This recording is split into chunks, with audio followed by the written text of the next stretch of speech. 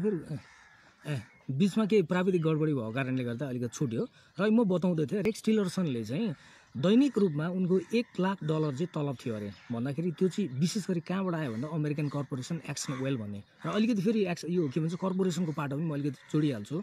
जस्तै मैले हिजो अस्ति मात्र एउटा कुन चाहिँ अर्थशास्त्रको एउटा किताब पढ्दै थिएँ, मैले ठ्याक्कै बिर्सेँ किताबको नाम, तर होइन 23 things they don't tell you about capitalism भन्ने हाजुन चाङले लेखेको छ। र उनले के भनेको छ भने संसारको यो मल्टिनेसनल ट्रेडको अथवा ग्लोबलाइजेसन कन्सेप्ट चाहिँ अझ अगाडि कसरी बढ्यो भन्दाखेरि यो कर्पोरेसनको अवधारणा अगाडि सरिसकेको छ। अर्थात् कर्पोरेसन भनेको त्यो एन्टिटी हुन चाहन्छ जसको चाहिँ एउटा लिमिटेड लायबिलिटी हुन्छ। अर्थात् विगतमा हामीले अथवा यो के भन्छ पोस्ट यो कोलोनियल इराको एउटा इनोभेसन थियो त्यो, त्यतिखेरसम्म चाहिँ हामी के देख्थ्यौँ भन्दाखेरि एउटा कुनै पनि व्यक्तिले एउटा कर्पोरेसन र कम्पनी खोलिसकेपछि कम्पनी टाढ उल्टेको अवस्थामा चाहिँ त्यो व्यक्तिले फेरि घुमाइ फिराइ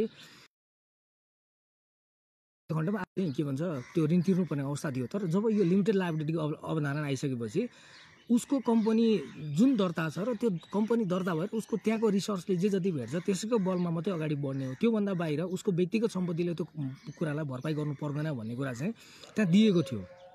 त्यो अवधारणाको अन्तर्गत नै यो मल्टिनेसनल कर्पोरेसनहरू आएर संसारभरि अहिले पनि हेर्ने भने मल्टिनेसनल कर्पोरेसन चाहिँ एकदम हालिमुहाली छ, यिनीहरूको हाबी छ। र यसले गर्दा चाहिँ अब एक तरिकाको माफ चाहन्छु यहाँनिर चाहिँ अलिकति हाम्रो विमल बोले भनेर यो माथिको डाँडासम्म आइपुग्यो, तर आउँदाखेरि माथि चाहिँ हामीले मन्दिर लगायत त्यो छिर्न इन्ट्री रहेन रहेछ त्यहाँ। अनि त्यसले गर्दाखेरि चाहिँ यहाँ आएर चाहिँ गर्ने क्रममा यो मोबाइल डाटाबाट गरिरहेको त्यो घरिघरि नेट डिस्कनेक्ट हुँदो रहेछ। अनि यही क्रममा चाहिँ मैले र पनि फेरि अहिले आयो, थाहा छैन बिचमा कतिखेर जान्छ है त।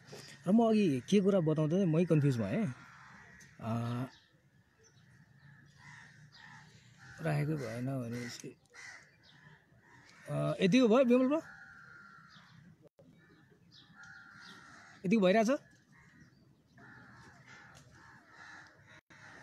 ओके यो चाहिँ बडो अलिकति जस्तै मन्दिर भन्नुभयो, मन्दिर भएको कारणले गर्दा हामी यहाँ आयौँ, तर यो अलिकति हामीलाई त्यति फिजिबल ठाउँ चाहिँ लागेन। अहिले बरु कोठेबाट गएर हुने रहेछ कि भन्ने पनि मलाई लाग्यो। ठिकै छ, जहाँसम्म लाग्छ मोबाइल के भन्छ यो सेटिङ मिल्यो होला अब त। र म यति कुरा बताउँदै थिएँ जस्तै यो नियोलिबरल इकोनोमिक्सले चाहिँ चोम्स्कीले बारम्बार भन्दै आइरहेको कुरा चाहिँ यो एउटा ह्युमेनिटेरियन डिजास्टर लिएर आउँछ भन्ने चोम्स्कीले आर्गुमेन्ट र मसँग व्यक्तिगत रूपमा चोम्स्कीले अन्तर्वार्ता गर्ने क्रममा पनि उनले भनेको थियो कि जस्तै पोल्यान्डमा जब त्यहाँको सक इकोनोमिक थेरापीलाई इन्ट्रोड्युस गराउने क्रममा त्यतिखेर पनि 5 देखि 10 लाख मान्छे चाहिँ त्यहाँको इकोनोमिक्स म्यानेजमेन्टले गर्दाखेरि चाहिँ मरेको भन्ने चाहिँ चोम्स्कीले व्यक्तिगत रूपमा मैले जब उनलाई दोस्रो अन्तर्वार्ता गर्ने क्रममा मलाई यो कुरा बताएको थिएँ। अनि सँगै मैले के भन्नुपर्ने हुन्छ भने त्यो टपिकमा गइरहेको त या म बताउँदै थिएँ। अनि त्यस पछाडि अर्को म जोड्दै थिएँ जस्तै चोम्स्कीको हकमा चोम्स्कीले बारम्बार यही कुरा बताउँदै आइरहेछन् कि जस्तै नियोलिबरल इकोनोमिक्सले चाहिँ तपाईँको संसारमा चाहिँ एक तरिकाको ह्युमेनिटेरियन डिजास्टर नै लिएर आइरहेछ भन्दा होइन।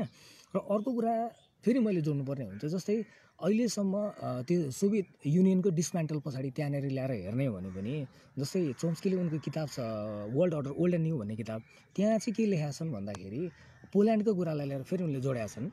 त्यहाँ के भन्छन् भने जब पोल्यान्डमा यो सक इकोनोमिक थेरापी इन्ट्रोड्युस गरायो त्यो गरे लगतै हिजोको दिनसम्म समाज एक तरिकाको विद्यमान व्यवस्था शासन पद्धति त्यहाँनिर एक तरिकाको लगभग उस्तै खालको अर्थव्यवस्था थियो भने पछि गएर धनी र गरिब बिचको खाडल चाहिँ एकदमै धेरै बढ्यो भन्ने गरेको छ।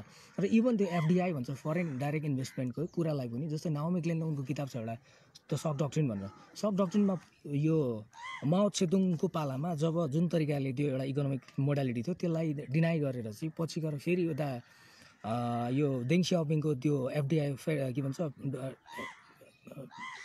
फरेन डाइरेक्ट इन्भेस्टमेन्ट त्यो एफडिआईको अवधारणा अगाडि सार्दाखेरि चाहिँ फेरि त्यहाँ गएर चाहिँ त्यहीँको स्थानीयहरू पनि त्यहाँको चाहिँ धेरै तरिकाको त्यो इकोनोमिक एक्सप्लोइटेसनको मारमा परेको थियो भन्ने कुरा चाहिँ उनले पनि त्यो कुरा किताबमा लेखेका छन्।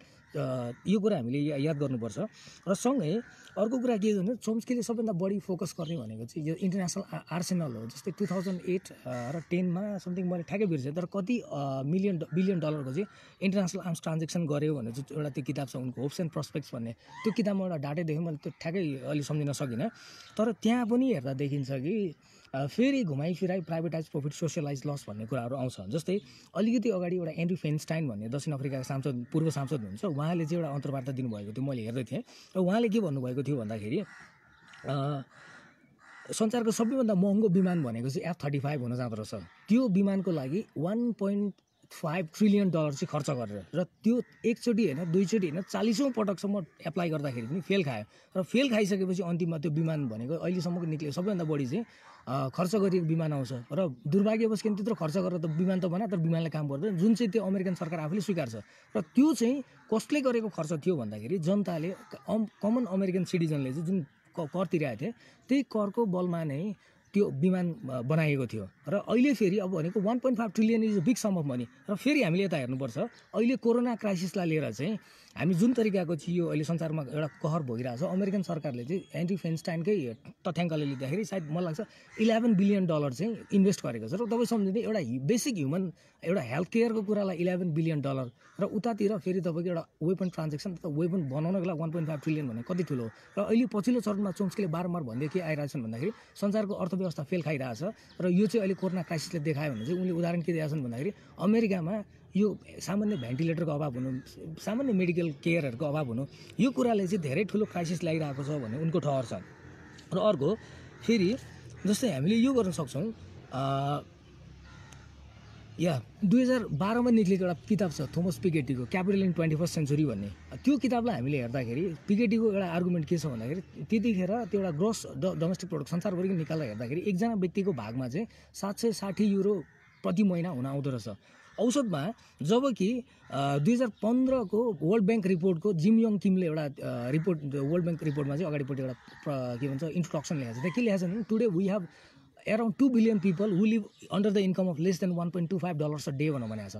अर्थात् संसारको यति ठुलो रिसोर्सेसहरू हुँदाहुँदै पनि धनी चाहिँ सीमित व्यक्तिहरू धनी भएको भएछन् र धेरैभन्दा धेरै गरिबहरू चाहिँ भएको भएछन् भन्ने कुरा चाहिँ यो देखिन्छ होइन। अनि यसलाई चाहिँ जस्तै चोम्स्कीले फेरि ठ्याक्कै उनको कुरालाई अगाडि सार्दाखेरि चाहिँ हुन्छ नि, संसारको यो अर्थशास्त्र संसारको जुन तरिकाको अर्थ प्रणाली जुन तरिकाले वितरण गरिरहेको छ यो चाहिँ असमान छ। यसलाई चाहिँ फेरि एकचोटि हामीले चाहिँ घुमाइ फिराइ चाहिँ एक तरिकाले परिमार्जन गर्नुपर्छ। त्यसमा उनले बारम्बार एकजना अमेरिकन दार्शनिक छन् जोन डेभी, उनलाई कोट गर्छन्। जोन डेभीले के भनेका छन् भन्दाखेरि politics is the shadow cast on society by big business. र चोम्स्कीले अरू थप्छन् त्यहाँनिर यो तबसम्म रहिरहन्छ जबसम्म चाहिँ मान्छेको आधारभूत आवश्यकताहरू पूर्ति हुँदैन। सामान्य रूपमा मान्छेको खाने व्यवस्था, बस्ने व्यवस्था, स्वास्थ्य लगायत कुनै पनि कुरा चाहिँ जबसम्म चाहिँ राज्यले पूर्ण रूपमा आफ्नो जिम्मेवारी लिँदैन र जिम्मेवारी लिएर चाहिँ त्यो अनुसार त्यो गुणस्तरको सेवा शिक्षा दिँदैन भने मान्छे अन्तिममा जहिले पनि राजनीति भनेको केही सीमित व्यक्तिकै हातमा रहन्छ र उनीहरूले भनेको केवल आफूलाई नाफा कमाउने र आफूले त्यो उन्नति गर्न जान्छन् भन्ने कुराहरू आउँछन्। र अर्को जस्तै चोम्स्कीले बारम्बार चाहिँ अर्को के उदाहरण दिन्छन्, जस्तै इराक कनेक्सनको कुरा ल्याएर चाहिँ उनले हेजिमोनी अफ सर्भाइभल भन्ने किताबमा केही लिएर आएको छन् होइन। अब सामान्य रूपमा हामीलाई के बुझाइयो भन्दाखेरि इराक सद्दाम पोजेस WMD अर्थात् सद्दामसँग आणविक हतियार छ, परमाणु हतियार छ, जसले गर्दा चाहिँ यो तरिकाको आइरहेको छ चाहिँ संसारलाई एउटा थ्रेट छ। यो थ्रेट भएको कारणले गर्दाखेरि यसलाई चाहिँ हामीले निमिट्टा नगर्नुपर्छ भनेको छ होइन। तर चोम्स्कीले अलिकति त्यसको अलिकति इकोनोमिक पार्टहरू पनि अलिकति के लागेको छन् त्यहाँ के भन्छन् भने जस्तै त्यसको मेन लक्ष्य भनेको चाहिँ तपाईँको एक्सन भन्छ, टेक्साको भन्छ र अलिकति कुन कुन दुई तिनवटा मोबिल ओइल कम्पनीहरू छ, त्यही ओइल कम्पनी अन्तर्गत नै तपाईँको चाहिँ त्यसैको इनिसिएसनमा चाहिँ गएर त्यो इराकमा आक्रमण गरियो र आक्रमण गरिसकेपछि त्यो आक्रमण गर्ने जति पनि पैसा थियो त्यो भनेको अमेरिकन कमन ट्याक्स पेयरले तिरेको हो। त्यतिखेर मलाई लाग्छ ऱ्याम्पेज क्यापिटल पनिसमेन्ट भन्ने एउटा फिल्म छ, त्यहाँ फिल्ममा भनेअनुसार चाहिँ त्यतिखेर 700% चाहिँ ट्याक्स बढाएको थियो अमेरिकामा भन्ने त्यहाँनिर त्यो एउटा तथ्य छ। अनि त्यो कुरालाई लिएर अन्तिममा इराक त ध्वस्त भयो, ध्वस्त भइसकेपछि अन्तिममा कसको हातमा गयो भन्दाखेरि सीमित व्यक्तिहरूको हातमा गयो र उनीहरूले के गर्यो अन्तिममा भन्दाखेरि फेरि त्यहाँको अहिले पनि तेलको हालिमुहाली भनेको चाहिँ सीमित कम्पनी सीमित व्यक्तिको हातमै अहिलेसम्म त्यहाँको तेलको हालिमुहाली यस्तो छ। र यसले स्पष्ट के देखाउँछ भने जुन तेलको व्यवसायको लागि अथवा एउटा तेल कम्पनीलाई चाहिँ तपाईँको एउटा प्रश्रय गर्नको लागि त्यसलाई उठाउनको लागि नै घुमाइ फिराइ अमेरिकन जनताले तिरेको कर चाहिँ मिसयुज गरेर त्यहाँ पुर्याइयो भन्ने उदाहरण दिन्छ होइन। अनि अर्को हामीले के हेर्न सकिन्छ भने जस्तै म दुई तिनवटा उदाहरण दिन्छु। चिलीको, इन्डोनेसिया, पोल्यान्ड यो तिनवटा कुराहरू लिएर आउँछु। चिलीमा 1971मा जतिखेर साल्भाडोर एलेन्डको एउटा मार्क्सवादी सरकार थियो, मार्क्सवादी सरकार भए लगतै त्यसलाई चाहिँ अब US ब्याकिङमा चाहिँ अगस्तो पिनोचेटले त्यसलाई फाल्ने काम गरेको थियो र त्यो फाले लगतै उसले के गरेको थियो भन्दाखेरि त्यहाँनिर तपाईँको न्यू लिबरल इकोनोमिक्स फरेन इन्भेस्टमेन्टलाई प्रश्रय दिने तपाईँको त्यो पपुलर जति पनि इन्भेस्टमेन्ट हुन्छ र जस्तै पब्लिक फन्डिङहरूको कुरा भयो, पब्लिक हेल्थ केयरको, पब्लिक एजुकेसन कुराहरू भयो, त्यो सबै काट्ने काम गरेको थियो। अनि त्यसले गर्दाखेरि एउटा ठुलो ह्युमन डिजास्टर लिएर आएको थियो त्यहाँनिर। अनि इन्डोनेसियाको पनि त्योभन्दा बाहिर गएन र पोल्यान्डको पनि लगभग त्यस्तै थियो। र त्यही कुरालाई चाहिँ ल्याएर जस्तै फ्रान्सिस फुकुयामा जस्ता मान्छेहरू जसले एन्ड अफ हिस्ट्री भन्ने किताब लेखे, उनले नै भनेको के छ भन्दाखेरि किताबमा चाहिँ जति पनि मानव जीवनको अथवा मानव सभ्यताको सबैभन्दा उच्चतम बिन्दु भनेको खुला बजार अर्थनीति, free market capitalism with liberal democracy भनेको छ। र त्यो भनिरहँदाखेरि पछि गएर फेरि संसारमा अहिले जुन तरिकाको एउटा इन्स्टेबिलिटी लिएर अहिलेको कोरोना क्राइसिसले गर्दाखेरि जुन तरिकाको त्यो इनह्युमन एउटा त्यो क्यापिटलिस्ट फेस देखायो, यसले पनि हामीले एउटा विकल्प सोच्नुपर्छ भन्ने कुरा चाहिँ एउटा सङ्केत गर्छ। र चोम्स्कीले यो कुरामा चाहिँ बारम्बार आवाज उठाउँदै आइरहेका छन्, यो बिर्सनु हुँदैन। र अर्को आउँछ जस्तै चोम्स्कीले सबैभन्दा बढी एट्याक गर्ने भनेको फ्री मार्केट अथवा फ्री ट्रेडको नाममा चाहिँ तपाईँको यो सब्सिडी जुन दिन्छ राज्यले, अमेरिकन सरकारले जस्तै NAFTA north American free trade organisation अन्तर्गत के भन्छ भने आफूभन्दा अल्प विकसित देशको चोम्स्कीका अनुसार चाहिँ आफूभन्दा त्यो साउथ अमेरिकामा क्यारिबियन रिजनमा भएको देशहरूमा जुन जे जति पनि उनीहरूसँग कम्पिटिसन गर्ने वस्तुहरू छ, त्यो कम्पिटिसन गर्न सक्ने वस्तुलाई चाहिँ उसको आफ्नो देशभित्र छिर्नै नसक्ने बनाउँछ। कारण के त भन्दा आफ्नो इन्डस्ट्रियल एग्रिकल्चर प्रडक्टहरूलाई सब्सिडी दिन्छ र सब्सिडीको आधारमा चाहिँ उसले के गर्छ भने आफू त्यहाँ रजाइ गर्छ। र फेरि उसले जब अनि उसले के आग्रह गर्दो रहेछ भन्दाखेरि त्यो वस्तुहरू तपाईँ ल्याएर बेच्नुहोस् अथवा त्यो ल्याउनुहोस् जुन चाहिँ प्र्याक्टिकली भन्दाखेरि जुन तपाईँहरूले बनाउन सक्नुहुन्न। यो खालको चाहिँ दोहोरो नीति अमेरिकनहरूले अख्तियार गर्यो, युनाइटेड स्टेट्स अफ अमेरिकाले चाहिँ अख्तियार गर्यो भने चाहिँ चोम्स्कीले उनको किताबमा दुई दुईवटा किताबमा कुन कुनमा लेखा छन्, यो कुरा हामीले याद गर्नुपर्छ। र चोम्स्कीले अर्को सबैभन्दा बढी खरो रूपमा चाहिँ विरोध गर्ने गरेको भनेको चाहिँ एउटा स्टार वार्स प्रोजेक्ट हो, जुन चाहिँ तपाईँको रोनाल्ड रेगनको पालामा स्टार्ट भएको थियो। र त्यसलाई अझ विस्तार रूपमा भन्दाखेरि एन्ड्रु फेन्स्टाइनले मसँग अन्तर्वार्ताको क्रममा भन्ने गराएको थिए। जस्तै त्यो स्टार वार्स प्रोग्राम अन्तर्गत चाहिँ के थियो र भन्दाखेरि कुनै पनि विदेशीले कुनै पनि बाह्य देशले चाहिँ अमेरिकामा आक्रमण नगरोस् भन्नको लागि कुनै पनि क्षेप्यास्त्र माथि आकाशमा देखिने बित्तिकै त्यसलाई चाहिँ आकाशमा ध्वस्त बनाउने खालको योजना अख्तियार गर्यो उनीहरूले भन्छ। तर त्यो गरिरहँदाखेरि billions of dollars were pour there, होइन, जनताले तिरेको अमेरिकन जनताले तिरेको लाखौँ डलर चाहिँ अथवा अरबौँ डलर चाहिँ त्यहाँ खर्च गर्यो। तर त्यो खर्च गर्दाखेरि पनि कोही मान्छे बोलेन अरे क्या, सबैलाई थाहा थियो यो चाहिँ हुनेवाला केही पनि छैन र यसको उपलब्धि केही पनि हुनेवाला छैन हुन। तर पनि त्यति गर्दा गर्दै पनि जस्तै स्टार वार्स प्रोजेक्टलाई फन्ड गइरहेको र कसैले बोलेन। कारण के थियो भन्दाखेरि यदि बोलेको भए फन्डिङ काटिन्थ्यो, नबोलेको खण्डमा जनताले कर तिरिरहन्छ, उनीहरूले खाइरहन्छ भन्ने कुरा चाहिँ त्यो थियो। र हेजिमोनी अर सर्भाइभल भन्ने किताबमै हो जहाँसम्म लाग्छ। यो स्टार वार्सप्रति पनि चोम्स्कीले चाहिँ एकदम एक तरिकाले नेगेटिभली नै हेरेका छन्। र अर्को मलाई याद छ त्यो फेल्ड स्टेट्स भन्ने किताबमा चोम्स्कीको एउटा आर्गुमेन्ट के छ भन्दाखेरि 1944मा ल्याएर जब Bretton Woods monetary policy inaugurate गर्यो, त्यो भनेको चाहिँ एउटा प्राइभेट क्यापिटललाई स्ट्याङ्गुलेट गर्ने किन्सियन मोडालिटीमा बेस थियो। जोन मेनार्ड केन्सले के भन्ने गर्थे भन्दाखेरि कुनै पनि पुँजीलाई चाहिँ खुला रूपमा त्यतिको छोड्नु हुँदैन, किन भन्दा यिनीहरू चाहिँ राज्यभन्दा शक्तिशाली हुन जान्छन् र राज्यभन्दा शक्तिशाली हुने जाने बित्तिकै चाहिँ अन्तिममा गएर मिनी पार्लियामेन्ट खडा गरेर देशको सरकारलाई नै त्यो पुँजी पलायनको धम्की दिएर चाहिँ उनीहरूले आफू अनुकूलको कुनै पनि एउटा चाहिँ निर्णय गराउँछ भन्ने किन्सियनको मोडालिटी थियो भन्ने चोम्स्कीले उनको किताबमा ल्याएका छन्। तर फेरि के गर्यो भन्दाखेरि त्यसको लगभग 30 वर्ष पछाडि नै तपाईँको यो इकोनोमिक मोडालिटी चाहिँ फेल खायो र 70s को दशकमा गएर तपाईँको यो ब्रिटेन वुड्स मोनिटरी पोलिसीलाई खारेज गर्यो। अनि त्योसँग यता अमेरिकामा के भन्छ रोनाल्ड रेगन र यता बेलायतमा के भन्छ थ्याचर भन्दा उनीहरूको रेगोनोमिक्स र थ्याचरिजममा इनागुरेट गरिसकेपछि अझ प्राइभेट कम्पनीहरूलाई चाहिँ बढुवा दिने काम गर्यो। र बढुवा दिए लगतै तपाईँको के भयो त भन्दाखेरि स्ट्राङ्गुलेसन चाहिँ कम गरिबहरू चाहिँ धेरैभन्दा धेरै गरिबीको मारमा पर्ने भयो र धनीहरूले चाहिँ काहीँ न काहीँ कतै न कतै राज्यको त्यो मातहतमा एउटा सब्सिडीहरू चाहिँ उनीहरूले युज गरि नै रहे भन्ने कुरा चाहिँ आउँछ। मैले एउटा किताब पढ्दै थिएँ अहिले ठ्याक्कै यो गन्स कन्ट्रोलको कुरा पनि मैले जोड्दैखेरि त्यो प्रिजन द न्यारो कोरिडोर भन्ने एउटा किताब छ, होइन, दुईजना लेखकहरूले ल्याएका छन्। त्यहाँ चाहिँ के भनेको छ भने औसत अमेरिकामा एकजना व्यक्तिको हातमा एउटा बन्दुक चाहिँ पर्छ भन्न भनेको छ क्या। अनि हामीले यो लिन सक्छौँ वार्षिक रूपमा चाहिँ 11,000 पिपल आर सर्ट भन्छ अमेरिकामा, वार्षिक रूपमा 11,000 मान्छेले चाहिँ गोली खान्छ, होइन। तर पनि त्यति गर्दा गर्दै हतियार कम्पनीहरूलाई चाहिँ बन्द गरिँदैन। विशेष गरी अस्ति ट्रम्पको त्यो सुटआउटहरूको कुरामा ट्रम्पले भनेको कुरा सुनिहाल्नु, स्कुलमा गएर सुटआउट हुँदाखेरि बरु हतियार कम्पनी बन्द नगर्ने तर टिचरलाई चाहिँ गोली हान्न सिकाउने भनेर उसले त्यो खालको अभिव्यक्ति दिएको थियो त्यहाँनिर। अनि त्यसको कारण चाहिँ के अरे भन्दाखेरि यो लबिसको कुरा चाहिँ चोम्स्कीले बारम्बार फेरि गर्ने गरेको छ। एउटा ठुलो मिलिट्री इन्डस्ट्रियल कम्प्लेक्स र यो वेपन म्यानुफ्याक्चररहरूलाई लबी गर्छ र जति पनि प्रेसिडेन्सियल क्याम्पेनहरू हुन्छ तिनीहरूले फन्डिङ गर्छ र त्यो जति पनि क्यान्डिडेटहरू जति पनि आएको छ त्यो क्यान्डिडेटहरू काहीँ न काहीँ भनेको यो तरिकाको हतियार व्यापारीसँग वा कुनै पनि कर्पोरेसनसँग आबद्ध हुन्छ र उनीहरू चाहिँ त्यही अनुसारकै व्यक्तिलाई छान्छन् वा फन्ड गर्छन् जसले उनीहरूको एजेन्डालाई चाहिँ बोक्छ। अब देखिहाल्नु अहिले पछिल्लो चरणमा बर्नी स्यान्डर्स चाहिँ फेल खायो, किन भन्दा उसले समाजवादी मुद्दा भनेर मिनिमम तपाईँको हेल्थ केयरको इस्युलाई उठाएको थियो, त्यसैको बलमा त्यहाँ फेल खायो भने हामीले बुझ्नुपर्ने हुन्छ कि कस्तो खालको चाहिँ अवस्था त्यहाँ आइरहेको छ भन्ने होइन। अनि अर्को यही विषयमा जस्तै अब संसारमा बारम्बार हामीले भन्ने गरेको फ्री मार्केट क्यापिटलिजम संसारमा एक्जिस्टै गर्दैन भन्ने, अथवा तपाईँको फ्री मार्केट क्यापिटलिजम नियो लिबरल इकोनोमिक पोलिसी फेल खायो भनिरहँदाखेरि फेरि हामीले हेर्न सक्छौँ कि सोभियत मोडलको जुन तरिकाको त्यो स्टेट स्पोन्सर्ड क्यापिटलिजम भन्यो अथवा त्यो राज्य मातहतमा रहेको जति पनि कम्पनीहरू थिए तिनीहरूले चलाउने त्यो पनि त फेल खायो भन्ने एउटा तरिका हुन्छ। यही कुरालाई लिएर मैले आर्ची ब्राउनलाई सोधेको थिएँ एक्चुली द राइज एन्ड फल अफ कम्युनिजम भन्ने किताबको लेखकलाई। अनि दुइटै पद्धति फेल खायो।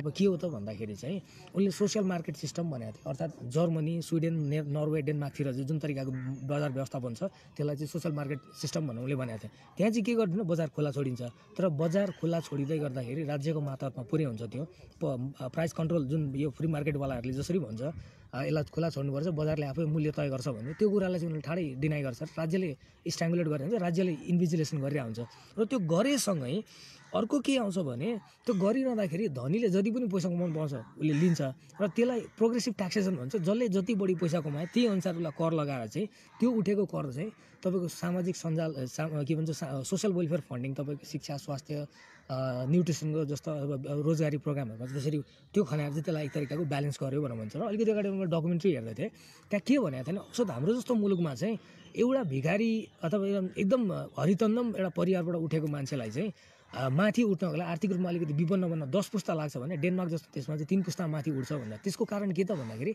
त्यहाँ भएको राम्रो शिक्षा, स्वास्थ्य, सामाजिक सुरक्षा लगायतको कुराहरूलाई त्यो व्याख्या गरेको छ। अनि चोम्स्कीले पनि उनको जति पनि इकोनोमिक त्यो एस्पेक्टहरू ल्याउँछन् उनले पनि यो तरिकाको प्रोग्रेसिभ फन्डिङ उनको मान्यता नै के छ भन्दाखेरि शिक्षा, स्वास्थ्य लगायतको कुराहरू निःशुल्क हुनुपर्छ भनेर यसमा चाहिँ चोम्स्कीले बारम्बार एप्रिसिएट गर्ने गरेको भनेको चाहिँ तपाईँको क्युबाको हेल्थ केयर सिस्टमलाई उनले एकदम मान्छन्। क्युबाको हेल्थ केयरलाई हामीले अलिकति हेर्दाखेरि जस्तै संसारमा 2-3वटा हेल्थ केयरको मोडालिटी मध्येमा एउटा प्रिभेन्टिभ हेल्थ केयर भन्छ, अर्को के भन्छ क्युरेटिभ हेल्थ केयर भन्छ।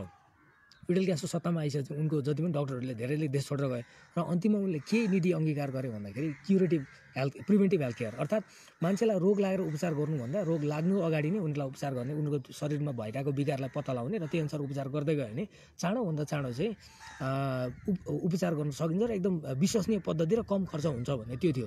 अनि जसले गर्दा भनेको अमेरिका संसारको सबैभन्दा विकसित एउटा शक्तिशाली देश हो, क्युबा भनेको एकदम आर्थिक रूपमा विपन्न देश भनिन्छ। तर यो दुइटालाई हामीले कम्पेयर गर्दा के देख्छौँ भन्दाखेरि दुइटाको एभरेज लाइफ एक्सपेक्टेन्सी लगभग 77 वर्ष अर्थात् दुइटैको बराबर छ। यसले पनि के देखाउँछ भन्दाखेरि देश समृद्ध भएर अथवा हामीले जस्तो तरिकाले अमेरिकालाई सोध्छौँ बेलायत सोध्छौँ त्यो मात्रै भएर होइन, त्यहाँको मान्छेको चेतना स्तर कस्तो छ र मान्छेले कुन तरिकाको जीवनयापन गरिरहेछ त्यसले चाहिँ एउटा देशको समृद्धि हो भन्ने कुरा चाहिँ आउँछ, न कि त्यो ठुल्ठुलो घर के भन्छ तपाईँको ठुल्ठुलो यो बाटोहरू लगायत कुराहरूलाई चाहिँ यो कुरालाई चाहिँ मान्दैन भन्ने कुराहरू आउँछ। होइन यस्तोमा चाहिँ चोम्स्की चाहिँ फराकिलो धारमा उभिएर उनले बारम्बार नै भन्दै आइरहेछन् कि जुन तरिकाको अमेरिकन जुन संसार छ अथवा अमेरिकन जुन इकोनोमी थियो चोम्स्कीकै शब्दमा भन्दाखेरि दोस्रो विश्वयुद्ध पछाडि करिबन आधा संसारको आधा सम्पत्ति भनेको अमेरिका एक्लैसँग थियो भनेर भन्छ। तर उनले उनको किताब छ अप्टिमिजम ओभर डिस्पेयर, त्यहाँ के भनेका छन् भन्दाखेरि लगभग अहिले आएर चाहिँ त्यो जुन दिनैपछि फल हुने क्रम जारी छ अमेरिकाको डिक्लाइनेसन। अब अहिले आएर त पछिल्लो प्रक्षेपण के देखाएन, कोरोना कहरले गर्दा 2021मा त चाइनाको अर्थतन्त्र अमेरिकाले जित्छ भन्ने आइसकेको छ, भन्दाखेरि त्यो चाहिँ कन्टिन्युअस डिक्लाइनेसनमा गइरहेको छ भन्ने कुरा। चोम्स्कीले त्यही किताबमा हो प्लेटोको चाहिँ एरिस्टोटलको किताब द पोलिटिक्सको एउटा कुरालाई उद्धृत गरेका छन् त्यहाँनिर, मलाई एकदम मन परेको थियो।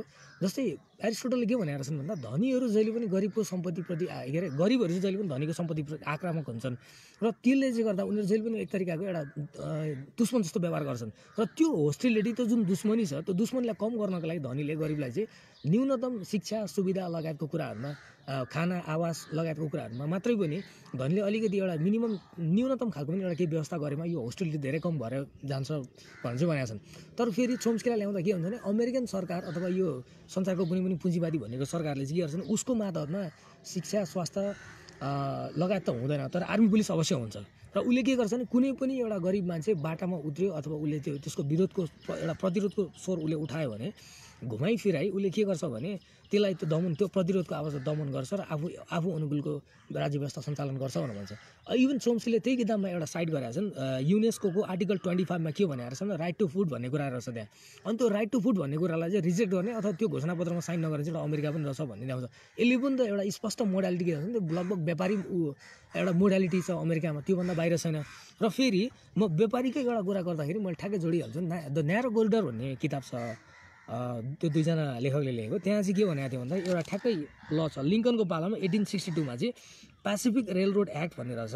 त्यतिखेर चाहिँ के गरेछ भने अमेरिकाको जति पनि रेलरोडहरू छ त्यो भनेको प्राइभेट कम्पनीहरूले बनाएको, जस्तै के भन्छ रकफेलर भयो, कार्नेजी भयो, तपाईँको भ्यान्डरबल्टहरू भयो, यिनीहरू कम्पनी व्यापारिक घरानाहरूले बनाएर छ। र त्यो एक्ट अन्तर्गत चाहिँ के थियो भन्दा यदि एउटा रेलरोड बनाएको खण्डमा चाहिँ त्यो रेलरोडको दायाँ र बायाँ दुईतिर चाहिँ 200 फिट भनेको त्यो व्यापारिक घरानाको निजी सम्पत्ति हुन पाउने त्यो खालको चाहिँ खुला जमिनमा त्यो व्यवस्था गरेर छ, जसको कारणले गर्दाखेरि चाहिँ राज्य व्यवस्था अहिले पनि लगभग अमेरिकामा चाहिँ व्यापारीको हात छ, त्यो व्यापारीकै उस छ, त्योभन्दा बाहिर छैन भन्ने कुरा चाहिँ हो।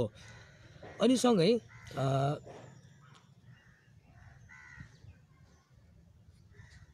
ओके, म अर्को एउटा जोडिहाल्छु। चोम्स्कीले अर्को उठाएको कुरा भनेको चाहिँ न्युलिबरल इकोनोमिक पोलिसीमाथि उनले एट्याक हानेको भनेको जस्तै एउटा उदाहरण दिने गरेछन्। कोचाबाम्बा वाटर वार भन्ने 2004 चाहिँ बोलिभियामा भएको थियो। र त्यहाँ चाहिँ के भएको थियो भन्दाखेरि एउटा अमेरिकन मल्टिनेसनल कम्पनी थियो बेस्टेल भन्ने। त्यो बेस्टेलले चाहिँ कतिसम्म दुस्साहस गरेको भन्दाखेरि यो फ्री मार्केट अन्तर्गत चाहिँ उसले आकाशमा झरेको पानीलाईसम्म प्याटेन्ट हान्न खोजेको थियो। अनि त्यसमा चाहिँ पुरा बोलिभियाभरि अन्तिममा वारै युद्धै भयो, एक तरिकाको एउटा त्यो मास प्रदर्शन भइसक्यो। त्यो कम्पनीले अन्तिममा देश छोड्यो, तर देश छोड्यो पनि उसले अन्तिममा मुद्दा लायो बोलिभियन सरकारलाई, र उसले त्यसको चाहिँ निकै ठुलो रकम चाहिँ उसले क्षतिपूर्ति स्वरूप पाएको छ। यो उदाहरण छ। अनि अर्को न्युलिबरल इकोनोमिक्स नाओमी ग्लेनले भनेको छ, उनको किताब this is how we change, नाम बिर्सेँ मैले किताबको। त्यहाँ किताबमा के भन्छ एउटा उदाहरण दिएको छ, मोसान्टो भन्ने एउटा कम्पनी छ। त्यो मोसान्टो भन्ने कम्पनीले के गरेको छ भन्दाखेरि तपाईँको यो विभिन्न यो बिउहरूलाई एग्रिकल्चरल सिडहरूलाई धेरै प्याटेन्ट हानेर चाहिँ उसले आफू अनुकूलको बनाएको रहेछ। अनि त्यसमा कतिसम्म रह्यो भन्दा यो यता नेपाल इन्डिया अथवा तपाईँको पाकिस्तानतिर जुन पाउने बासमती चामल छ, बासमती चामल त्यो त हजारौँ वर्षदेखि चलिआएको बासमती चामल यताको सभ्यता एउटा संस्कृति हो, तर उसले त्यसमा पनि प्याटेन्ट हान्न खोजेको रहेछ। तर भइदिएछ के भन्दाखेरि एउटा मुद्दा पऱ्यो, र मुद्दा पर्दा उसले त्यसमा हार लाउन सकेन। तर त्यही बासमती चामलको एउटा भ्याराइन्ट अलिकति चेन्जेस, अलिकति फरक पद्धतिको बासमती चामलमा चाहिँ उसले आफ्नो चाहिँ प्याटेन्टै लागेको रहेछ भन्ने कुरा पनि आउँछ। र प्याटेन्टको कुरा फेरि म जोडिहाल्छु, जस्तै पिटर कोपर्डीको एउटा किताब छ, म जोडिहाल्छु है। त्यहाँ के छ भन्दा द कन्क्वेस्ट अफ ब्रेड भन्ने किताबमा चाहिँ उसले प्याटेन्टको ठाडै विरोध गर्छन्। किन भन्दाखेरि उसले के भनेको छ भने एउटा कुनै पनि व्यक्तिले वा कुनै पनि एउटा संस्थाले चाहिँ एकैपटकमा कुनै पनि ज्ञान निर्माण गरे हुँदैन भन्छ।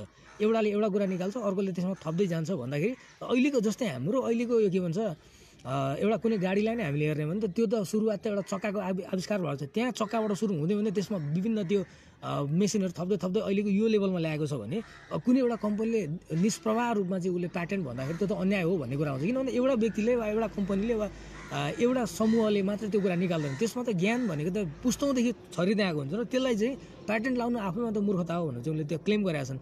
र लगभग चोम्स्कीको इकोनोमिक आर्गुमेन्ट हेर्दाखेरि पनि यो प्याटेन्टको कुरामा उनी पनि यस्तै स्पष्ट उसले भनेर कहीँ पनि भनेका छैनन्। तर उनको कुराहरू हामीले सोच्दा बुझ्दा र देख्दाखेरि चाहिँ हामीले यो कुरा अलिकति चाहिँ फिल गर्छौँ म चाहिँ, होइन। यसमा चाहिँ उनी अलिकति अडिग रहन्छन्, र यसमा चाहिँ जुन तरिकाको सन्तान जस्तो खालको व्यवस्था आइरहेको छ, व्यवस्था चाहिँ गलत छ भन्ने चोम्स्कीको एउटा आर्गुमेन्ट हो। यसमा चाहिँ मेरो पनि पुरै समर्थन रहन्छ। र अर्को, र मैले यदि सायद मलाई लाग्छ मैले धेरै पो बोलेँ कि जस्तो लाग्यो यो इकोनोमिक एस्पेक्टमा, होइन। यति भन्दै म यो चोम्स्कीको अलिकति इकोनोमिक एस्पेक्ट छ यसलाई चाहिँ म यहीँ टुङ्ग्याउँछु। र अलिकति फेरि अब धेरै लामो त बोल्दिनँ म। त्यसमा चाहिँ अब मिडियाको कुरा, हिस्ट्रीको कुरा र अमेरिकन एक्सेप्सनलिजमको कुरामा जस्तो चोम्स्कीको कुराहरू के छ त त्यहाँनिर भन्ने कुरामा पनि म अलिकति जोड्छु। र यति भन्दै मेरो केही कुरा यो लगभग आजको म यो सक्छु।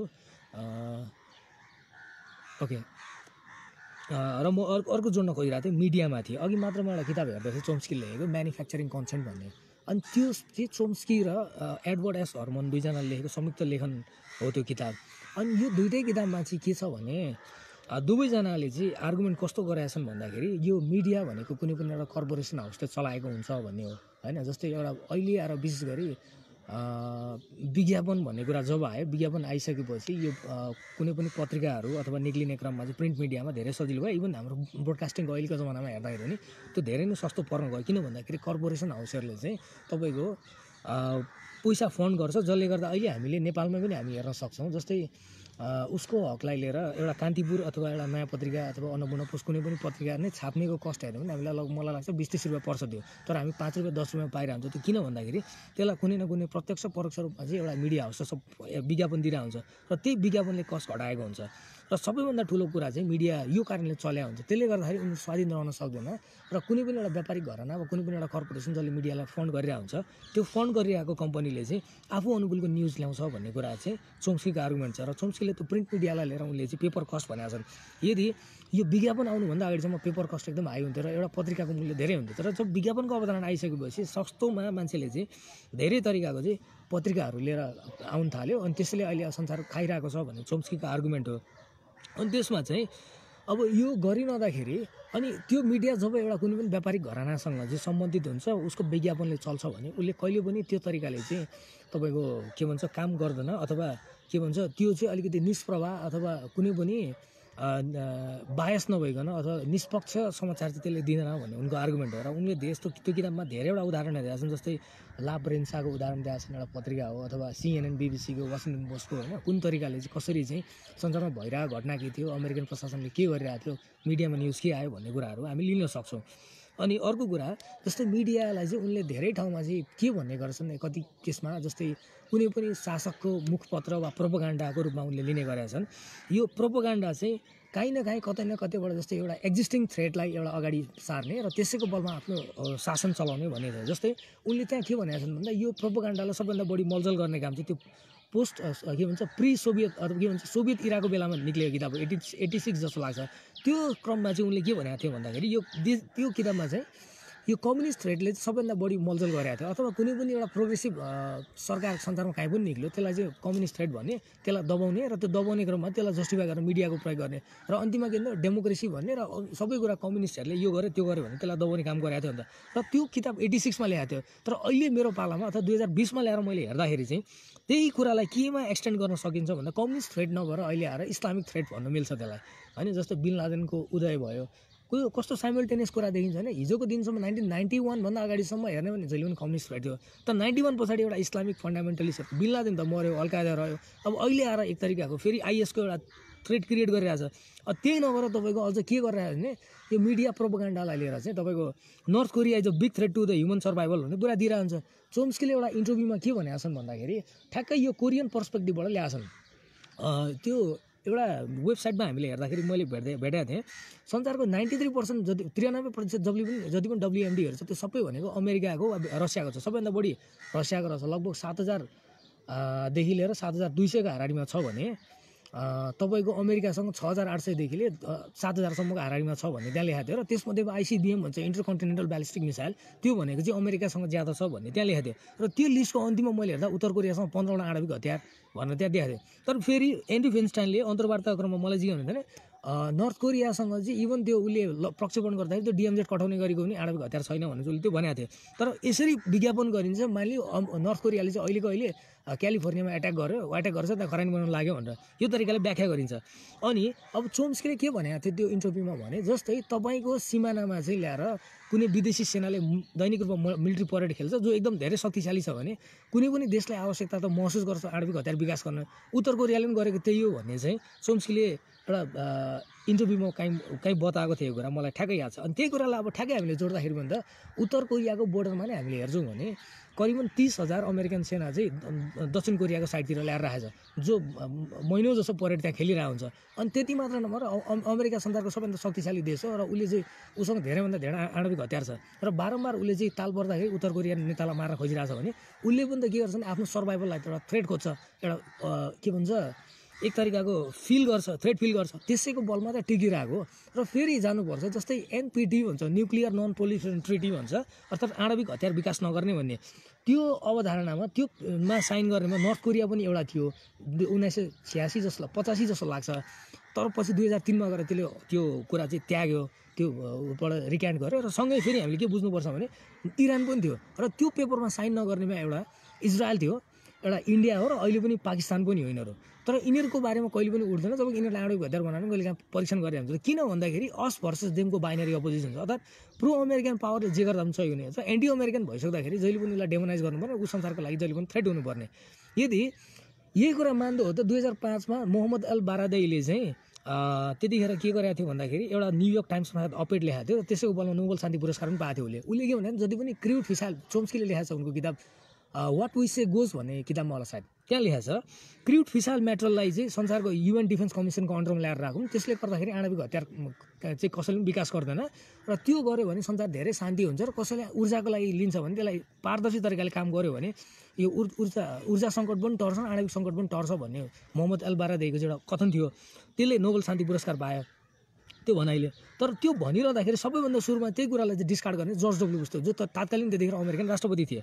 यो कुरा हामीले बिर्सनु हुँदैन। अनि फेरि अर्को कुरा, चोम्स्कीले मेकिङ द फ्युचर भन्ने किताबमा लेखाएको छ, नर्थ कोरियाको अलिकति पाटो के लिएर आएको थिएन, बिल क्लिन्टनको पालामा चाहिँ एउटा त्यो प्याक्ट भएको रहेछ, मलाई लाग्छ 1994 को कुरा हो त्यो। त्यतिखेर चाहिँ मलाई लाग्छ ग्रान्डफादर किम इल सङको पालामा यो साइन भएको थियो र त्यो साइन हुने क्रममा चाहिँ के गरेको थियो भन्दाखेरि LWR भन्छ, लाइट वाटर रियाक्टर दिने, अनि सँगै उसको चाहिँ त्यो फ्युल इन्धनको क्राइसिसलाई धेरै हदसम्म समाधान गर्ने, त्यसको बदलामा उसले आणविक हतियार विकास नगर्ने भनेर भनेको छ। तर फेरि चोम्स्कीले थप्छन् कि जब 2001 मा त्यो अफगानिस्तान हुँदै तपाईँको अमेरिका के भन्छ इराकसम्म चाहिँ आक्रमण गर्यो, त्यतिखेर एउटा फसाड के दिएको थियो नि त, इराक आक्रमण गर्ने क्रममा सद्दाम पछि WMD भन्यो, तर त्यतिखेर केही पनि फेला परेन।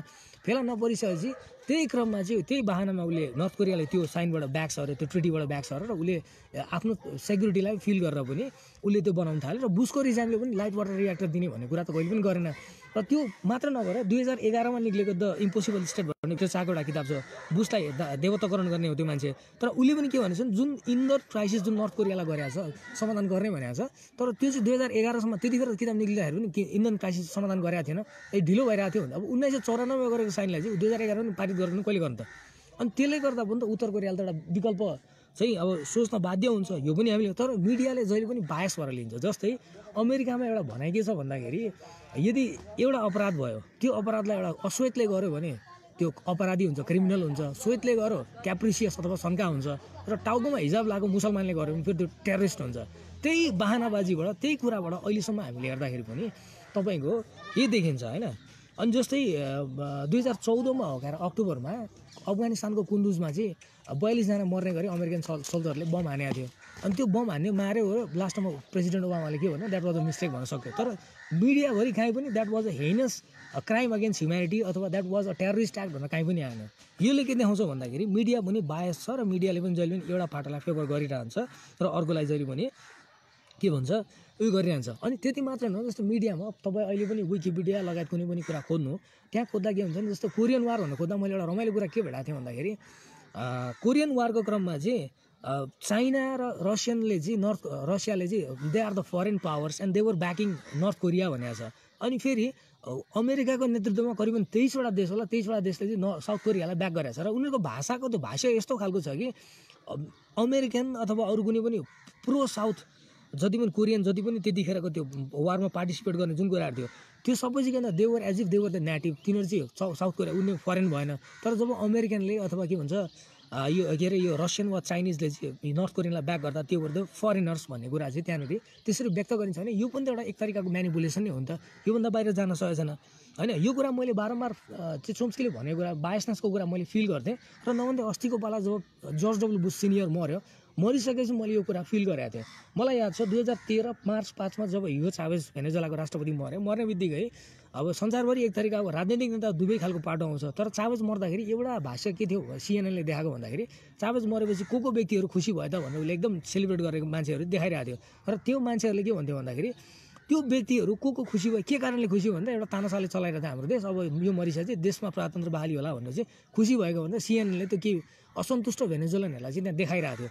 अनि मैले यो कुरा मैले बारम्बार भन्दै आइरहेको थिएँ, यो बुश जर्ज डब्ल्यू बुश मर्दा चावेज मर्दा जति खुसी हुन्छ त्योभन्दा धेरै खुसी हुन्छ होला अथवा बुश कुनै पनि अमेरिकन राष्ट्र, तर यो कुरा देखाउँछ भनेर मैले फिल गरिरहेको थिएँ। नभन्दै अस्तिको पाला जब बुश सिनियर मर्यो, अब उता इराक जेनोसाइडको पनि एउटा त्यो ठुलो कल्प्रिट हो त्यो। अनि त्यो गरिरहँदाखेरि बुश सिनियर मर्दाखेरि के गर्छ यिनीहरूले भनेर मैले हेर्दाखेरि त्यही CNN च्यानल चाहिँ के देखायो भन्दाखेरि ठ्याक्कै उसको कुकुरलाई बढी देखाइरहेको थियो क्या। कुकुर चाहिँ जर्ज डब्लु बुश सिनियरको कुकुर चाहिँ कति खुसी भयो अरे भन्ने कुरा चाहिँ त्यो कुकुर चाहिँ कति दुःखी भयो भने त्यो मान्छेको एउटा ह्युमन सेन्टिमेन्टलाई चाहिँ त्यहाँबाट क्यास गरिरहेको थियो भन्ने कुरा चाहिँ त्यहाँ देखाइरहेको थियो। अनि यसले पनि स्पष्ट किन आउँछ भन्दाखेरि अब त्यही कुरामा पनि त अब बुश मर्दाखेरि पनि त इराकमा जुन मान्छेहरू प्रताडित थियो अथवा ल्याटिन अमेरिकामा कतिवटा देश उसको नीतिले गर्दाखेरि मान्छे फेल गएको थियो, यो कुराहरूलाई पनि त ल्याएर त्यहाँनिर त्यो कुरालाई फोकस गर्थ्यो, हाइलाइट गर्थ्यो होला। त्यो कुरा त कहीँ पनि आएन, मान्छे खुसी भन्दा कोही पनि आएन। जम्मा के देखाएन, उसको कुकुर दुःखी भयो भनेर यो तरिकाले देखायो। यो पनि त आखिर एउटा मिडिया म्यानिपुलेसन त हो। अनि आम मान्छे जसलाई चाहिँ एउटा दैनिक रूपमा दैनिक जस्तो हामीले जुन तरिकाले मिडिया फिस गर्छौँ त्यो मिडियामा मै आश्रित हुने मान्छेलाई त के पर्छ भन्दा उप्रति एउटा सिम्प्याथी जाग्छ, तर त्यही चाबजप्रति उप्रति एउटा रिसेन्टमेन्ट जागिरहेको हुनसक्छ। यो कुरा हामीले याद गर्नुपर्ने हुन्छ होइन। अनि अर्को जस्तै ह्युमन राइट्सको कुरा बारम्बार गर्छ र चोम्स्कीले चाहिँ अमेरिकाले गरिरहँदाखेरि चोम्स्कीले चाहिँ अलिकति काउन्टर थ्योरी दिएर उनले 2-3वटा कुरा उठाइदिन्छन् क्या। गिटमो भन्छ, ग्वान्टेनामो बेमा जुन क्युबामा चाहिँ अर्काको अनअथराइज भूमि चाहिँ अहिलेसम्म अमेरिकाले ल्याएर त्यहाँ बन्दीगृह नै बनाए, अथवा अबु गरिबको कुरा गर्छन् चोम्स्कीले, अथवा इजरायलको फेसिलिटी 1391 को कुरा गर्छन्, जहाँ चाहिँ यो 3टा च्याम्बर भनेको एक्सेस ह्युमन राइट्स भायोलेसन हुने ठाउँहरू हो। तर यसको बारेमा मिडियामा कहिले पनि कुराहरू आउँदैन। चोम्स्कीले बारम्बार भन्ने गर्छन् र के को कुरा आउँछ भन्दा भेनेजुएलामा ह्युमन राइट्स भायोलेसन भएको कुरा आउँछ, नर्थ कोरियामा भएको आउँछ, अथवा इरानमा भएको आउँछ। यस्तो कुराहरू हुन्छ जो चाहिँ टोटली एन्टी अमेरिकन छ। एन्टी अमेरिकन भएको अथवा अमेरिकालाई साथ नलिने देशहरूलाई लिएर चाहिँ तपाईँको कुराहरू आउँछ। जस्तै 2009 डिसेम्बर 21 चाहिँ नरङ नाइट रेड भयो त्यो भिलेज अफ गाजी खानमा चाहिँ अफगानिस्तानमा बच्चा केटाकेटी गरेर 10 जना मरेको थियो। त्यसको बारेमा मैले नेटमा खोज्दाखेरि त्यो कुरा खासै कहीँ पनि भेट्दैन। तर यही कुरा चाहिँ एउटा के भन्छ इस्लामिक फ्यानेटिकले अथवा कुनैले गर्यो भने एकदम भ्यालराइज गर्छ। जस्तै यो मलाला युसुफजाई भन्ने केटीलाई पनि हामी हेर्न सक्छौँ नि। जस्तै मलाला जस्तो केटीहरू त धेरै थियो होला पक्कै पनि, जो इराकमा अफगानिस्तान भिक्टिमाइज भयो, तर उनको त खासै कुरा आउँदैन। तर मलालाको कुरा आउँछ, किन भन्दाखेरि मलालालाई अगाडि ल्याउनु भनेको इस्लामिक मिलिटेन्टहरू, इस्लामिक फन्डामेन्टलिस्टहरूको लागि चाहिँ एउटा त्यो काउन्टर डोज हो त्यो। तर मलाला जस्तै अमेरिकन अथवा ब्रिटिस आर्मीहरूबाट प्रताडित भएको महिलालाई ल्याउनु भनेको उनीहरूले आफ्नो खुट्टामा आफूले बन्छ राख्नु, जुन उनीहरू गर्न चाहँदैन। यस्तो कुराहरू धेरै नै आउँछ। र अर्को भाष्यका कुरामा चोम्स्कीले पल हार्गरको कुरा पनि एउटा क्लास वारफेयर भन्ने किताबमा ल्याएको थिएँ, मलाई त्यो एकदम मन परेको छ। अहिलेसम्म हामीलाई पढाएको भाष्य के थियो भन्दाखेरि पल हार्बरमा जापानिजहरूले 1941मा एट्याक हान्यो, डिसेम्बर 7 होला क्या, त्यहाँ एट्याक हानिसकेपछि त्यसको रिटालिएसनमा चाहिँ हाम्रो भूमिमा आएर एट्याक हान्यो र त्यसको रिटालिएसनमा चाहिँ अमेरिकनले उनलाई जापानिजहरूलाई गएर एट्याक हान्ने क्रममा चाहिँ एटम बम झार्यो, त्यसपछि इन्भल्भमेन्ट भयो के भने जुन तरिकाको भाष्य थियो। तर चोम्स्कीले के भन्छन् भने वास्तवमा यो भाष्य नै गलत हो भन्छन्। उनको मान्यता के छ भन्दा जतिखेर त्यो हवाईमा जुन पल हार्बर थियो, हवाई भनेको त्यतिखेर छुट्टै देश थियो, त्यहाँ अमेरिका थिएन। 1950मा मात्रै अमेरिका लिएर लगेको हो त्यो देश अर्काको भूमिमा। त्यतिखेर जबरजस्ती उसले आफ्नो सेना राखेको थियो। अनि जबरजस्ती अर्काको देशमा सेना ल्याएर राखेर अरू कसैलाई यो वारमा इन्भल्भ गर्छ भने त्यसको रिटालिएसनमा जापानिजले गरेर एट्याक हान्नु त कुनै पनि ठुलो कुरो त होइन। अनि त्यसलाई लिएर भाष्यको क्रममा चाहिँ हाम्रो भूमिमा हामीलाई एट्याक गर्यो भन्नु त मिल्दैन नि त। यो त हामीले पनि अर्का भूमिमा कब्जा गरेका थियौँ, अनि त्यो कब्जा गर्ने क्रम फेरि अर्को ल्याएर हामीले कब्जा गरेको ठाउँमा हामीलाई एट्याक गर्यो भन्ने चाहिँ आउनुपर्ने हो भाष्य। तर दुर्भाग्यवश यो भाष्य आएन। यो त अहिलेसम्म इभन हाम्रो स्कुल टेक्स्ट बुकदेखि लिएर सबै कुरामा त्यो आउँछ। So is the case with Christopher Columbus. एउटा एसे छ चोम्स्कीले लेखेको, त्यो एसेमा उनले के भनेका छन् भने क्रिस्टोफर कोलम्बस भन्ने मान्छे अमेरिकामा जब त्यो ल्यान्ड गयो, त्यहाँ ल्यान्ड हुने बित्तिकै उसले पहिलो भेटेको भनेको आराक्वा इन्डियनलाई आरावाक इन्डियनलाई चाहिँ त्यहाँ भेटाएको रहेछ। अनि के भनेको छन् त्यहाँ त्यतिखेर जुन सुनहरू थियो तिनीहरूसँग भएको त्यो चाहिँ बिड के भन्छ इर्विन वासिङ्टनले लेखेको एउटा किताब छ तपाईँको क्रिस्टोफर कोलम्बस भन्ने उसको बायोग्राफी लेखेको छ। त्यहाँ चाहिँ के भनेको छ भने यो बिड भन्छ त्यो सानसानो पोते जस्तो दाना अनि क्याप अनि चिनीमा चाहिँ तिनीहरूको सुनहरू साटेको थियो भनेर भनेको छ। तर पछि गएर त्यहीँ क्याप्टिभेसन गरेर 1492बाट उसले युरोपियन कोलोनाइजेसन सुरु भएर चोम्स्कीको मतलब मान्ने भने 1625सम्म चाहिँ लगभग 95% त्यो इन्डिजिनियस पपुलेसन एउटा वाइप आउट भएको छ त्यहाँको त्यो अमेरिकन कन्टिनेन्टबाट भनेर उनको त्यो व्याख्या छ त्यहाँनिर। अनि उनले अर्को के भन्छ भने यो कुरा चाहिँ that is the list discuss genocide in the history भन्नुहुन्छ होइन। जस्तै किलिङ स्प्रीको नानकिङ रेपको कुरा गर्छ, अथवा तपाईँ इराकको आउला, भियतनामको आउला, दुनियाँ कुराहरू आउँछ।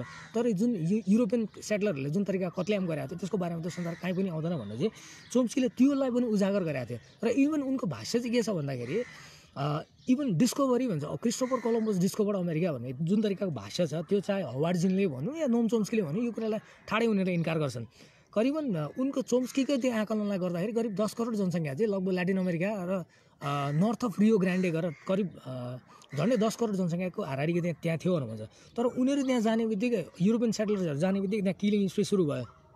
र किलिङ स्प्री सुरु भइसकेपछि अहिले पनि अनि त्यहाँ लगभग 95% पपुलेसन वाइप आउट भन्छ भने त्यसलाई हामीले कसरी डिस्कभरी भन्ने होइन। र अहिलेसम्म पनि हाम्रो मिडियादेखि लिएर तपाईँको कुनै पनि के भन्छ एउटा किलिङ स्प्रीलाई लिएर त्यो उसलाई भन्नुको सट्टा चाहिँ उनीहरू के भन्छ भने जस्ट अ सिङ्गल थिङ, त्यो चाहिँ के भन्दा Christopher Columbus discovered America. Columbus लालची थियो, सबैलाई थाहा छ। एउटा के भन्छ स्पेनिस राजा फर्डिनेन्ड र इजबेला राजा रानीको सन्दर्भबाट चाहिँ उसले जो व्यक्तिले चाहिँ नयाँ आइल्यान्ड पत्ता लगाउँछ त्यसले 10,000 मारावेज पाउँछ भनेर चाहिँ उसलाई त्यतिखेर भनेको थियो। अनि त्यो मात्र नभएर उसले अर्को दुईवटा कुरा के भने जुन नयाँ ठाउँ पत्ता लगाउँछ त्यो पत्ता लागेको ठाउँको चाहिँ 10% त्यहाँको इन्कम प्लस त्यहाँको एडमाइरल जेनरल र त्यहाँको भाइसरोय के टाइटल पनि मैले पाउने भनेर भनेको थियो। अनि त्यसैको क्रममा 3टा जहाज सान्टा मारिया, पिन्टा र निना गरेर 3टा लिएर गएको हो। त्यो जाने क्रममा पनि अझ त्यो उसले लेखाएको छ, एन्ड्रु मार्को एउटा किताब छ हिस्ट्री अफ वर्ल्ड भन्ने, त्यहाँ चाहिँ के भनेको छ भने रोड्रिगो डे ट्रियाना भन्ने व्यक्तिले चाहिँ खासमा सुरुमा देखेको थियो अरे। कोलम्बसभन्दा अगाडि त्यो बाहामासको आइल्यान्ड जुन देखाएको थियो त्यो चाहिँ उसले देखाएको थियो। तर कोलम्बसले चाहिँ जितेर तैँले होइन मैले जितेँ भनेर उसले त्यसरी क्लेम गरेको छ भन्दाखेरि सुरुदेखि एउटा फल्सहुडमा बाँचेको कोलम्बस भन्ने त्यो तरिकाको आर्गुमेन्ट चाहिँ विभिन्न इतिहासकारले गर्छन् र चोम्स्कीले पनि त्यसमा चाहिँ बारम्बार बोल्दै आइरहेको छन्, हामीले यो देख्न सक्छौँ होइन।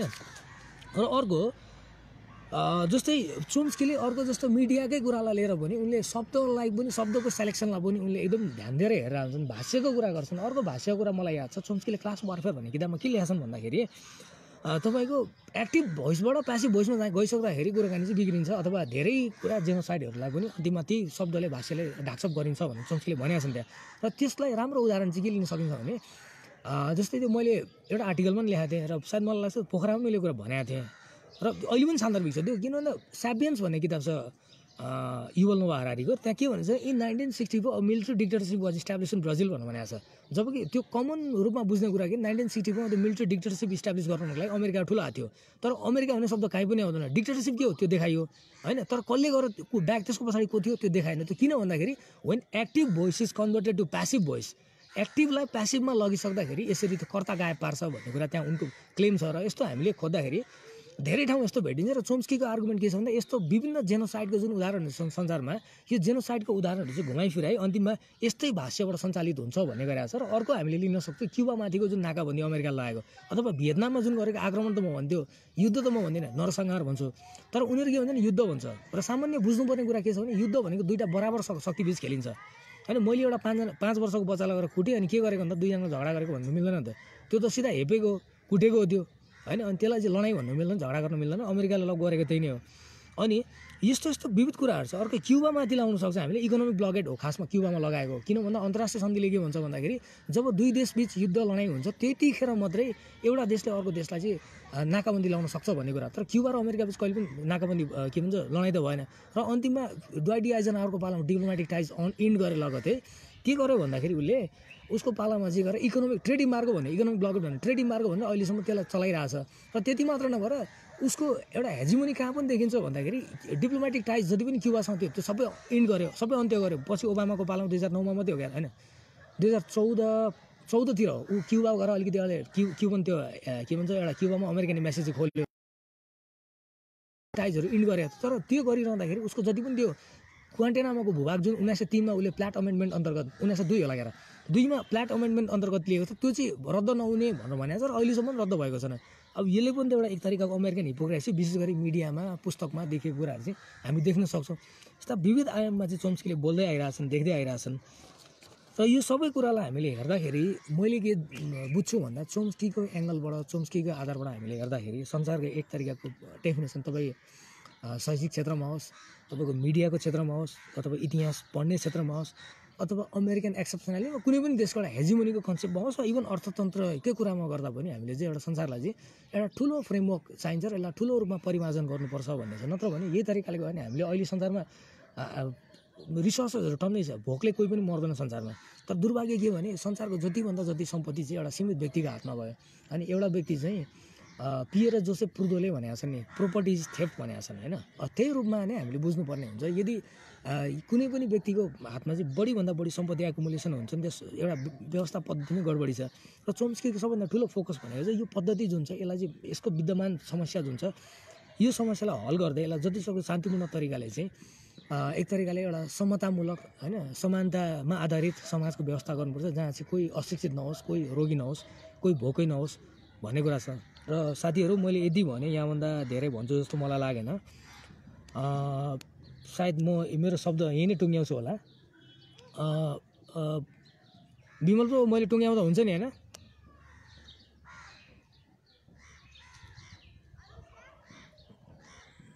हस् त साथीहरू, मैले टुङ्ग्याएँ त। धेरै धेरै धन्यवाद। Thank you so much.